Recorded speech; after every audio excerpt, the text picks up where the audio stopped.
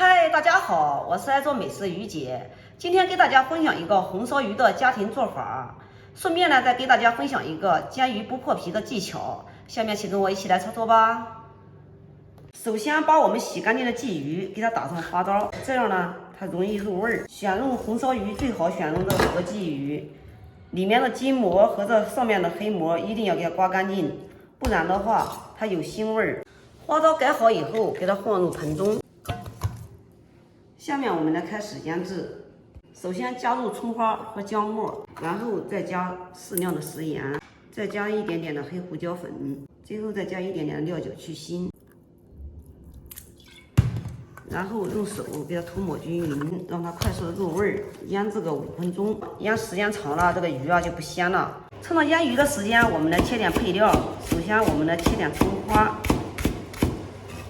然后我们再切一点姜。再把蒜给它切成片，葱绿呢，我们给它切成葱花，给它分开放。切好之后放在盘中备用。所有的配菜准备好以后，我们下面来开始煎制。锅热以后，加少量的食用油，晃动锅，使锅受热均匀。油热以后，倒出热油不用，重新加凉油。这样呢，在煎鱼的时候以免破皮。油热之后，把我们腌好的鲫鱼放入锅内。在下鱼的时候，一定要把上面的料给它滤掉，不然的话，在煎制的时候容易糊锅。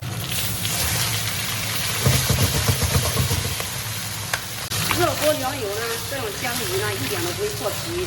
即使我们这用的是铁锅，它一点也不会破皮哦。晃动锅，让这个鱼受热均匀。面煎好以后，我们给它翻个面，把这个面也给煎好。这样鱼呢一点都不破，让大家看一下，非常的完整哦。晃动使鱼，然后煎至2面金黄以后，我们把这个小料给它放上，放在锅边给它爆香。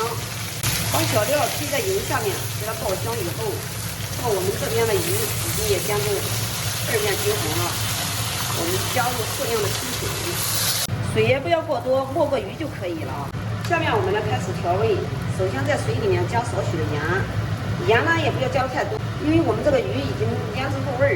加入少量的黑胡椒粉，加一点点的生抽，加生抽呢可以提味儿，再加一点点的老抽上色，加蚝油来提一点鲜，加料酒去腥。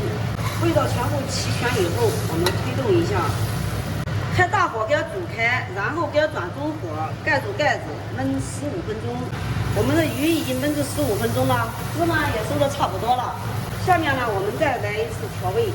下面呢，我们来加少许的白糖、鸡精、少许的味精。加白糖呢可以提一个复合口感，加鸡精、味精呢可以提味。然后给它搓拌均匀以后，关火，我们出锅。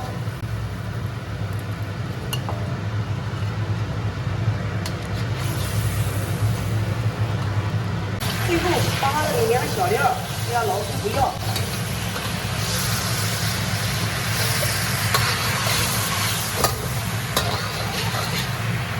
然后再加一点点的水淀粉。水淀粉在下锅的时候一定要给它搅一搅。